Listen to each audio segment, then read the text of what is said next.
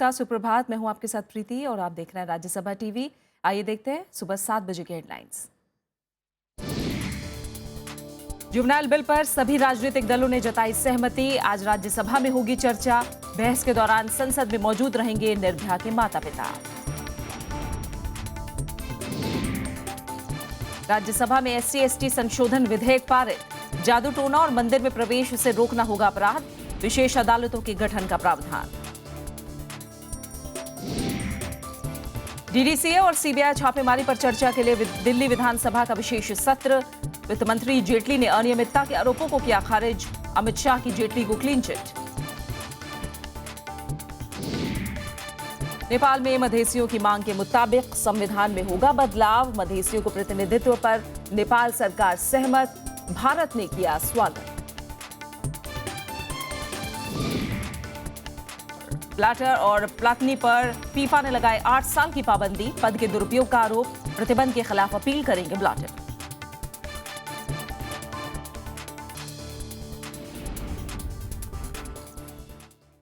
राज्यसभा में आज juvenile justice bill पर चर्चा होगी। निर्भया केस के नाबालिग दोषी की रिहाई के खिलाफ चौतरफा विरोध के बीच राज्यसभा में कल ये मामला उठा था।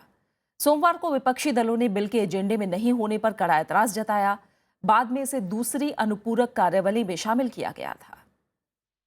राज्यसभा में सोमवार को TMC सांसद डेरेक ओब्रायन ने जुवेनाइल बिल का मुद्दा उठाया। उन्होंने नियम 267 के तहत एक नोटिस दिया ताकि पहले से तय कामकाज को स्थगित कर किशोर न्याय, बालकों की देखरेख और संरक्षण विधेयक 2015 पर चर्चा की जाए। उन्होंने एजेंडे में इस बिल को शामिल नहीं किए जाने पर कड़ी आपत्ति जताई।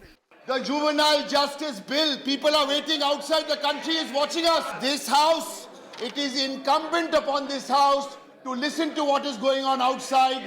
Please sir, let us rise above politics. सदन में नेता प्रतिपक्ष गुलाम नबी आजाद और CPM सांसद सीताराम येचुरी ने भी इस मामले पर सरकार को घेरा। No, we do not want to be blamed for that. Today it is SC/ST bill listed, which will pass in the afternoon. Let them list it for tomorrow, and we will have the discussion. Sir, this is the charade that is being played. If you think that it is very important and very clear, I think so too. Then you should have listed it. No, but why? सरकार की तरफ से संसदीय कार्य राज्य मंत्री ने इस पर सफाई दी। जुवेनाइल जस्टिस बिल को 8 दिसंबर को, 10 दिसंबर को, 11 दिसंबर को लिस्ट किया।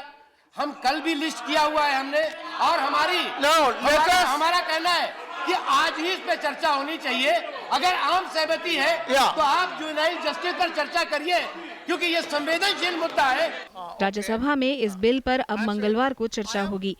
I am agreeable for either. Only thing is that, as promised that decided in the House, the juvenile bill should be taken up and passed. If not today, tomorrow. If not today, tomorrow. Juvenile bill में जघन्य अपराधों के आरोपी 16 से 18 साल के बच्चों को वयस्कों पर लागू होने वाले कानून के दायरे में लाने का प्रावधान है। यह विधेयक लोकसभा में पारित हो चुका है। Kriti Mishra, Rajya Sabha TV. Supreme court ने कल नाबालिग दोषी की रिहाई पर रोक लगाने की याचिका खारिज कर दी। निर्भया के परिवार वाले इस फैसले से नाखुश हैं। निर्भया गैंगरेप के नाबालिग दोषी की रिहाई रोकने के लिए महिला आयोग ने सुप्रीम कोर्ट का दरवाजा खटखटाया था। याचिका में दोषी की रिहाई पर रोक की अपील की गई थी, लेकिन सुप्रीम कोर्ट ने नियमों का हवाला देकर ऐसा करने से मना कर दिया। जो as far as juvenile is concerned, one is detention and the other is rehabilitation. As far as detention is concerned, the court is constrained because there is no clear legislative sanction. In the absence of that, the juvenile cannot be detained. जजेस ने पूरी कोशिश करी, कानून को बदल के पूरा ऊपर से लेके नीचे पन्ने पढ़े गए कि कुछ भी ऐसा निकले जिसकी वजह से इस आदमी को किसी भी हाल में डिटेन करा जाए, इसको बाहर नहीं निकाला जाए। लेकिन सुप्रीम कोर्ट ने उठते उठते तक ये कहा कि हम आपके कंसर्न्स पूरी तरीके से शेयर करते हैं, लेकिन हम कुछ नहीं कर सकते क्योंकि कानून इतना वीक है। फैसले से निर्भया का परिवार नाखुश है। निर्भया के परिवार वालों ने जंतर मंतर पर भी विरोध प्रदर्शन किया। Supreme court, high court, lower court सबने हाथ उठा दिया है, तो अब क्या उम्मीद करनी है कोर्ट से।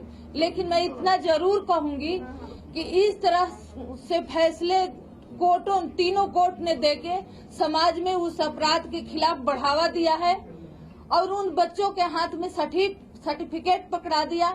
उधर नाबालिग दोषी को सुधार गृह से रिहा कर एक एनजीओ के हवाले कर दिया गया है। Bureau report, Rajya Sabha TV. Haryana के रोहतक में इस साल फरवरी में नेपाली मूल की लड़की के साथ गैंग रेप और हत्या के मामले में 7 दोषियों को फांसी की सजा सुनाई गई है। सोमवार को विशेष अदालत ने इस मामले में फैसला सुनाया। कोर्ट ने पिछले शुक्रवार को इस मामले में दोनों पक्षों की दलीलें सुनने के बाद सभी 7 आरोपियों को दोषी करार दिया था। इस मामले में एक नाबालिग समेत 9 युवक शामिल थे। हरियाणा पुलिस ने 8 आरोपियों की पहचान करके गिरफ्तार कर लिया था। 9वें युवक ने गिरफ्तारी से पहले ही आत्महत्या कर ली थी। एक नाबालिग को हिसार बाल सुधार गृह में रखा गया है। युवकों ने फरवरी में लड़की को रोहतक से अगवा किया था। 2 दिन बाद लड़की का शव पास के गांव से मिला था।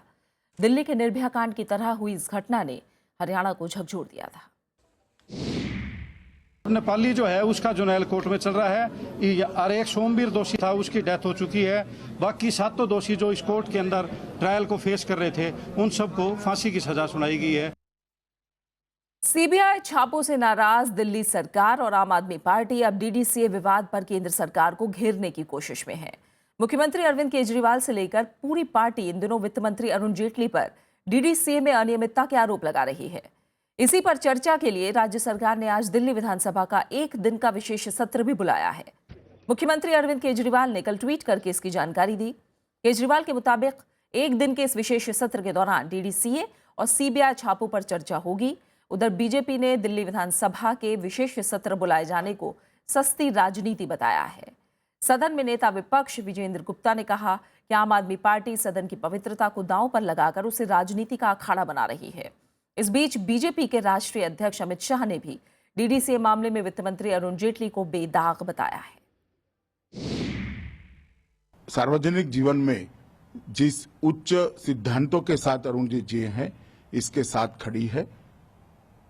अगर आप पार्टी ऐसा मानती है कि इससे अरुण जी की छवि धूमिल होगी, तो मुझे लगता है कि वो दिवा स्वप्न में है। इससे उनका ही नुकसान होने वाला है।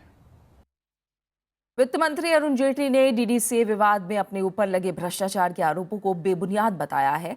हालांकि बीजेपी सांसद कीर्ति आजाद ने इसकी जांच एसआईटी से कराने की मांग की। उधर कांग्रेस ने जेपीसी से जांच और वित्त मंत्री के इस्तीफे की मांग को दोहराया है।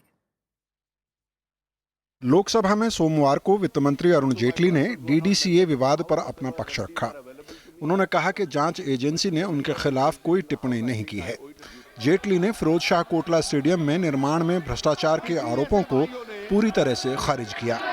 किसी ऐसे भाइयों ने ये रिपोर्ट नहीं दी कि ये खर्चा गलत हुआ। ऐसे भाइयों ने इस पूरे खर्चे को स्वीकार किया और इस विषय पर कोई फाइंडिंग नहीं दी। ये सारा आरोप बेबुनियाद है, एकदम अपने आप में गलत है। लोकसभा में ये मामला कांग्रेस के केसी वेणुगोपाल ने उठाया। उन्होंने कहा कि वित्त मंत्री पर लगे आरोपों की जांच संयुक्त संसदीय समिति यानी जेपीसी करे। Who is sending Honorable Finance Minister? Okay. Honorable Finance Minister saying it is my duty to defend the offenders. What does it mean, sir? Yes. Madam, what does it mean? It is very clear that Arun Jaitley ji is well aware of the fact and the recent serious allegation he is also involved in this scam. सरकार ने JPC और वित्त मंत्री के इस्तीफे की मांग खारिज कर दी, लेकिन सत्ता पक्ष के सांसद कीर्ति आजाद ने आरोपों की समयबद्ध जांच की मांग की। एसएफआईओ ने जो किया था वह एक सिविल था। अभी हमारी सरकार पूरी तरीके से इस भ्रष्टाचार के विरुद्ध लड़ रही है। यदि न लड़ रही होती तो हमारी सरकार ने 23 अक्टूबर को सीबीआई का नोटिस डीडीसीए को 2008 से लेकर 2013 तक न दिया होता। मेरे ख्याल से इनको मांग करनी चाहिए कि टाइम बाउंड हो, सीबीआई के ऊपर एसआईटी लग करके बैठ करके उसको दिखवाए। उधर राज्यसभा में भी ये मामला जोर शोर से उठा। कांग्रेस ने कार्यस्थगन प्रस्ताव के तहत इस पर चर्चा की मांग की और अवरोध के बीच सदन को बार बार स्थगित करना पड़ा। हालांकि वित्त मंत्री ने सभी आरोपों का जवाब देने की बात कही। अरुण जेटली साल 2000 से 2013 के बीच करीब 13 साल तक डीडीसीए के अध्यक्ष रहे। कृति मिश्रा के साथ श्याम सुंदर, राज्यसभा टीवी। डीडीसीए विवाद में वित्त मंत्री अरुण जेटली ने आम आदमी पार्टी के नेताओं के खिलाफ 2 अदालतों में मानहानि का मामला दर्ज कराया है। उधर मुख्यमंत्री अरविंद केजरीवाल ने कहा कि मानहानि के मुकदमों से आम आदमी पार्टी डरने वाली नहीं है। वित्त मंत्री अरुण जेटली सोमवार को कैबिनेट के कई वरिष्ठ साथियों के साथ पटियाला हाउस कोर्ट पहुंचे। उन्होंने मुख्यमंत्री अरविंद केजरीवाल और आम आदमी पार्टी के 5 नेताओं के खिलाफ आपराधिक मानहानि का मुकदमा दर्ज कराया। कोर्ट ने इसका संज्ञान लेते हुए 5 जनवरी को सुनवाई की तारीख दी है। जेटली ने आरोप लगाया कि डीडीसीए मामले में उनके खिलाफ लगाए गए आरोप पूरी तरह बेबुनियाद हैं। जो ऊंचा दर्जा मिस्टर जेटली का है और उनके परिवार का है, उनको गिराने का, उन पे दोष लाने का ये एक जरिया, एक माध्यम है उनका। इसी कारण से ये डिफेमेशन केस लगाया गया है कि आप इंक्वायरी कर सकते हैं लेकिन आप किसी को बदनाम नहीं कर सकते। वित्त मंत्री ने दिल्ली हाई कोर्ट में भी आम आदमी पार्टी के नेताओं के खिलाफ सिविल मानहानि का मुकदमा दायर किया। केजरीवाल के अलावा कुमार विश्वास, आशुतोष, संजय सिंह, राघव चड्ढा और दीपक वाजपेयी से 10 करोड़ रुपए की क्षतिपूर्ति की मांग की गई है। हालांकि आम आदमी पार्टी के नेता अब भी अपने आरोपों पर अड़िग हैं। मुझे जो इंस्ट्रक्शन दिया है उन्होंने कि हम अपनी स्टेटमेंट्स पे डट के खड़े हैं और हम पूरी तरह से डिफेंड करेंगे, ना कि अपने आप को, बल्कि वो जो स्टेटमेंट हमने दिए हैं उनको भी डिफेंड करेंगे और जो भ्रष्टाचार हुआ है उसको पूरी तरह से हम प्रूव करेंगे। उधर दिल्ली कैबिनेट ने डीडीसीए विवाद की जांच के लिए जांच आयोग का गठन किया है। 1 सदस्य वाले आयोग के अध्यक्ष पूर्व सॉलिसिटर जनरल गोपाल सुब्रमण्यम होंगे। रविंद्र सिंह शौरान के साथ ब्यूरो रिपोर्ट, राज्यसभा टीवी। अनुसूचित जाति और जनजाति अत्याचार निवारण संशोधन विधेयक को संसद की मंजूरी मिल गई है। लोकसभा से पारित इस बिल को कल राज्यसभा ने भी पारित कर दिया। गतिरोध के कुछ थमने के बीच 2 विनियोग विधेयक भी लोकसभा को लौटा दिए गए। भोजनावकाश के बाद सदन ने अनुसूचित जाति और जनजाति अत्याचार निवारण संशोधन विधेयक आम राय से पारित कर दिया। सदन में बिल पर कोई चर्चा नहीं हुई। अनुसूचित जाति और जनजाति अत्याचार निवारण संशोधन विधेयक को लोकसभा से पहले ही मंजूरी मिल गई थी। संशोधन बिल में 1989 के कानून को ज्यादा प्रभावी बनाने का प्रावधान है। विधेयक में दुष्कर्म, हमला और अपहरण जैसे अपराधों को भी शामिल किया गया है। सार्वजनिक संपत्ति के इस्तेमाल पर रोक, जादू टोना का आरोप, पूजा करने के स्थान में आने से रोकना, सामाजिक आर्थिक बहिष्कार और दुश्मनी को बढ़ावा देना जैसे अपराधों को भी सूची में डाला गया है। संशोधित विधेयक में ऐसे मामलों की तेजी से सुनवाई के लिए विशेष अदालतों के गठन और पीड़ितों के पुनर्वास का भी प्रावधान है। Therefore, I shall put closed poll to vote. Those in favor, please say aye. Those against, please say no. I think the ayes have it, the ayes have it, the ayes have it. Closed poll is adopted. इसके अलावा राज्यसभा ने विनियोग विधेयक 4 और 5 भी बिना किसी चर्चा के लोकसभा को लौटा दिए। The question is that the bill be retained. Those in favor, please say aye. Those against, please say no. I think the ayes have it, the ayes have it, the ayes have it. The bill is retained. Vishal Dahiya, Rajya Sabha TV. Rajya Sabha में सोमवार को बाढ़ और सूखे के चर्चा के दौरान सांसदों ने इससे निपटने के लिए बेहतर संसाधनों पर जोर दिया। कई सांसदों ने स्वामीनाथन आयोग की सिफारिशें लागू करने और किसान आयोग बनाने की बात कही। हाल ही में तमिलनाडु में आई बाढ़ और देश के बड़े हिस्से में पड़ रहे सूखे को ध्यान में रखते हुए सदन में चर्चा की गई। सूखे से बर्बाद हुए किसानों और बाढ़ में अपना सब कुछ गंवा चुके लोगों के लिए योजनाओं पर सोमवार को राज्यसभा में चर्चा हुई। चर्चा की शुरुआत करते हुए जेडीयू सांसद केसी त्यागी ने किसान आयोग बनाने की बात कही।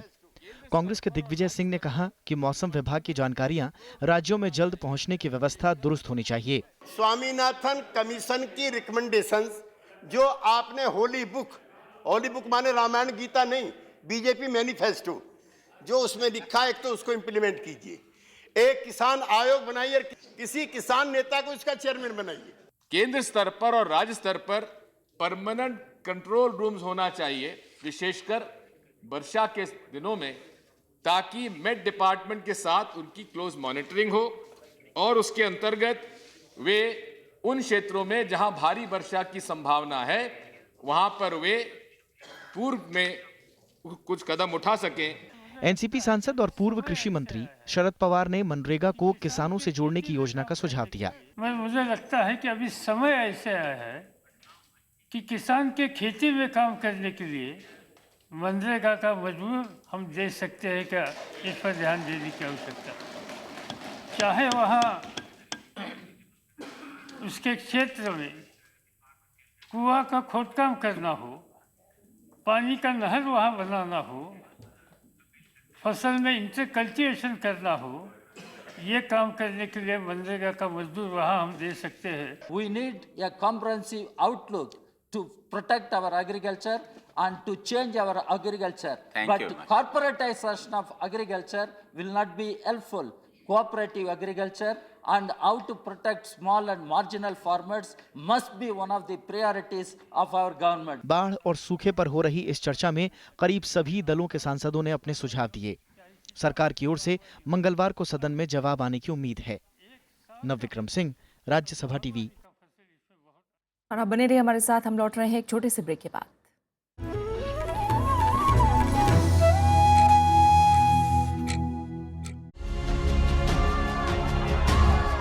बात आम आवाम की,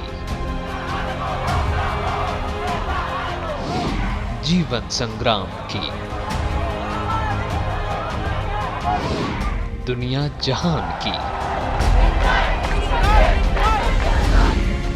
जो करती है आप पर असर। हम बनाते हैं उसको खबर। नमस्कार, राज्यसभा टीवी में आपका स्वागत है। देखिए RSTV विशेष सिर्फ राज्यसभा टीवी पर। राज्यसभा टेलीविजन के खास प्रोग्राम विरासत में आपका स्वागत है।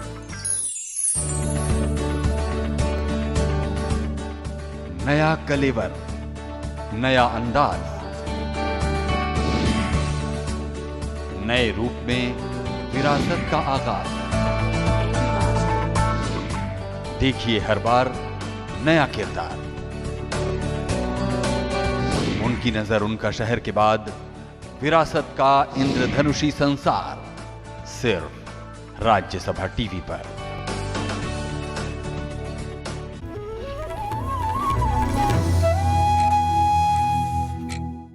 ब्रेक के बाद आपका स्वागत है। अब रुक कुछ और अहम खबरों का। असम विधानसभा के स्पीकर प्रणब कुमार गोगोई 9 कांग्रेस विधायकों को उन्होंने अयोग्य घोषित कर दिया है। इन विधायकों पर पार्टी से बगावत करके बीजेपी में शामिल होने का आरोप है। उधर विधानसभा चुनाव की तैयारियों का जायजा लेने के लिए मुख्य निर्वाचन आयुक्त कल गुवाहाटी पहुंचे। उन्होंने राजनीतिक दलों के प्रतिनिधियों के साथ अलग अलग बैठक की। आयोग पुलिस के सभी बड़े अधिकारियों से मुलाकात करके चुनावी तैयारियों का जायजा लेंगे। वर्तमान विधानसभा का कार्यकाल 5 जून को खत्म हो रहा है। आंध्र प्रदेश विधानसभा में कल भी गतिरोध जारी रहा। मुख्य विपक्षी पार्टी वाईएसआर कांग्रेस ने कॉल मनी पर चर्चा और विधायक R.K. रोजा के इस निलंबन वापस लेने की मांग की। पार्टी ने मांग पूरी नहीं होने तक सदन की कार्रवाई का बहिष्कार करने का ऐलान किया है। सदन की कार्रवाई शुरू होते ही जगनमोहन रेड्डी ने रोजा के निलंबन का मुद्दा उठाया और इसे रद्द करने की मांग की। राज्य के संसदीय कार्य मंत्री वाई रामकृष्ण राडू ने निलंबन रद्द करने से इनकार कर दिया।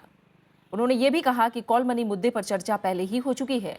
गुरुवार से शुरू हुआ 5 दिनों का शीतकालीन सत्र विपक्षी पार्टी के गतिरोध की वजह से बाधित है। शुक्रवार को रोजा को विधानसभा में कॉल मनी के मुद्दे पर मुख्यमंत्री एन चंद्रबाबू नायडू के खिलाफ असंसदीय टिप्पणी करने की वजह से सदन की कार्रवाई से 1 साल के लिए निलंबित किया गया था।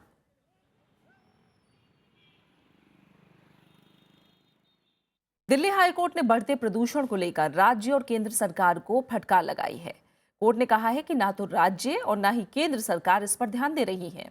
कोर्ट ने यह भी कहा कि अभी तमाम एजेंसियां सबक लेने को तैयार नहीं हैं। हालांकि कार्यवाही के दौरान दिल्ली सरकार ने प्रदूषण को रोकने के लिए एक्शन प्लान पेश किया।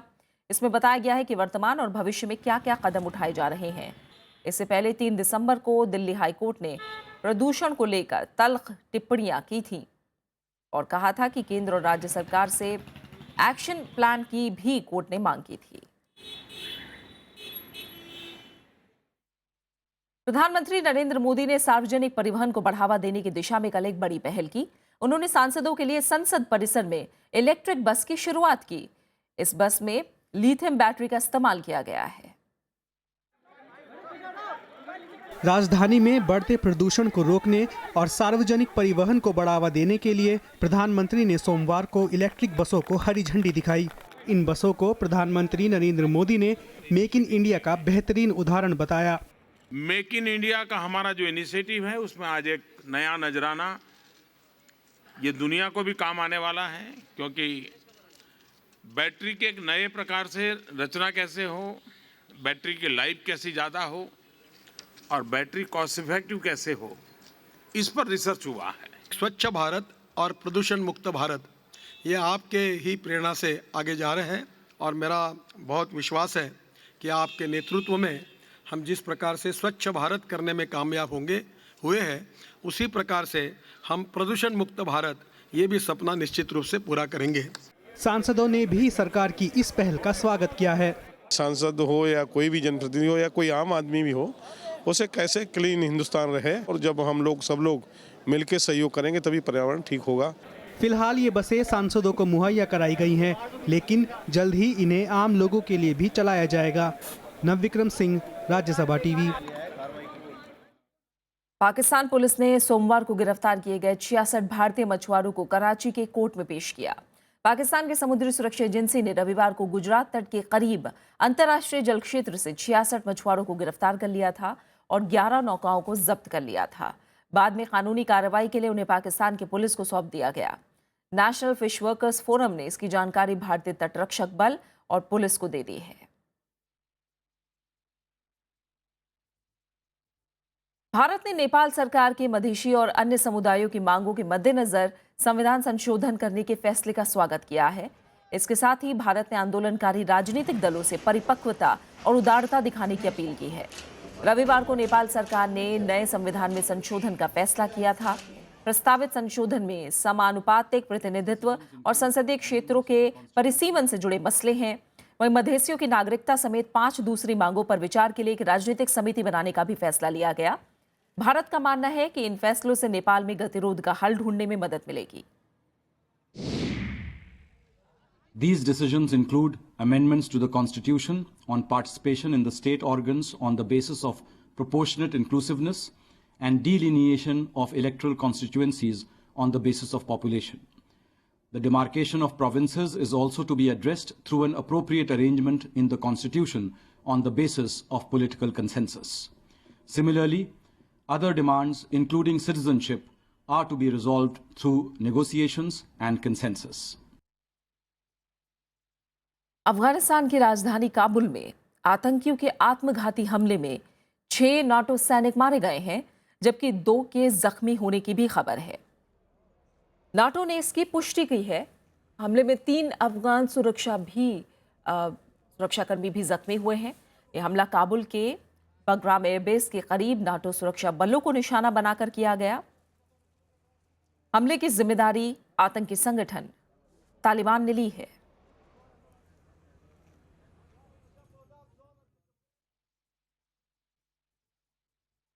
चीन ने दक्षिण चीन सागर विवाद सुलझाने के लिए संयुक्त राष्ट्र के मध्यस्थता प्रस्ताव को ठुकरा दिया है। चीन ने इस मामले में तीसरे पक्ष के दखल को खारिज किया है। फिलीपींस ने इस मामले में चीन के खिलाफ अंतर्राष्ट्रीय ट्रिब्यूनल में याचिका दाखिल की थी। चीन के विदेश मंत्रालय के प्रवक्ता होंग ली ने कहा कि चीन दक्षिण चीन सागर को लेकर अपना रुख नहीं बदलेगा। उन्होंने कहा कि फिलीपींस की याचिका तथ्यहीन और अंतर्राष्ट्रीय कानून के खिलाफ है। दरअसल चीन का फिलीपींस समेत 5 पड़ोसी देशों के साथ दक्षिण चीन सागर को लेकर विवाद चल रहा है। चीन पूरे दक्षिण चीन सागर को अपना हिस्सा बताता है।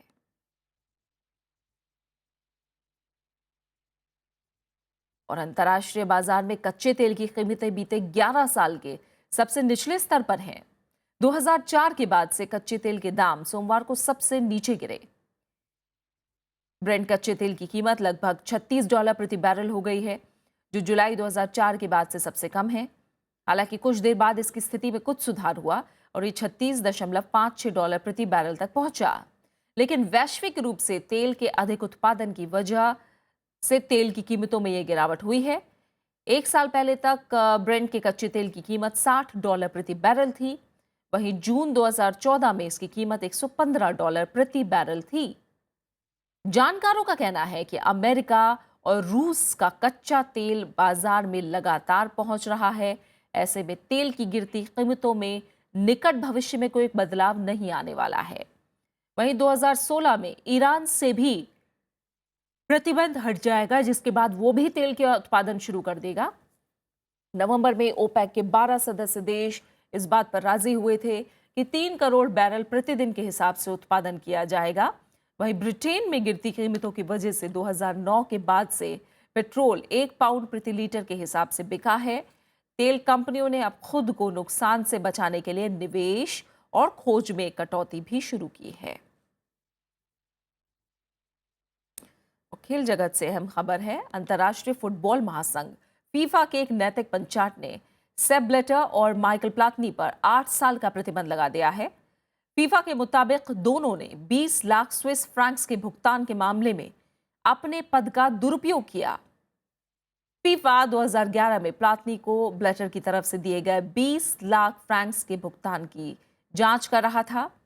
ब्लैटर का कहना है कि ये प्लातनी को ये राशि 1999 से 2002 तक बतौर सलाहकार काम के एवज में दी गई थी। ब्लैटर पर 50,000 फ्रैंक्स और यूरोपियन फुटबॉल संघ के निलंबित प्रमुख प्लातनी पर 80,000 फ्रैंक्स का जुर्माना लगाया गया है। ब्लैटर ने फीफा को प्रतिबंधित करने के फैसले के खिलाफ अपील करने का भी फैसला किया है। ब्लैटर पहले इस मामले को फीफा की अपील समिति में उठाएंगे और उसके बाद इसे लुसाने में खेल पंचायत में चुनौती देंगे। I am now suspended 8 years. Suspended 8 years. But I will fight. I will fight for me and I will fight for FIFA. Suspended 8 years for what? उपराष्ट्रपति मोहम्मद हामिद अंसारी ने कल जेडीयू अध्यक्ष शरद यादव के जीवन पर आधारित किताब कॉफी टेबल बुक का विमोचन किया। किताब में शरद यादव के राजनीतिक, सामाजिक और व्यक्तिगत जीवन के तमाम पहलुओं पर रोशनी डाली गई है। इस मौके पर पूर्व प्रधानमंत्री मनमोहन सिंह, गृह मंत्री राजनाथ सिंह, कांग्रेस अध्यक्ष सोनिया गांधी के अलावा बिहार के मुख्यमंत्री नीतीश कुमार समेत कई जानी मानी हस्तियां मौजूद थीं। जयप्रकाश यादव जी, नेता राष्ट्रीय जनता दल।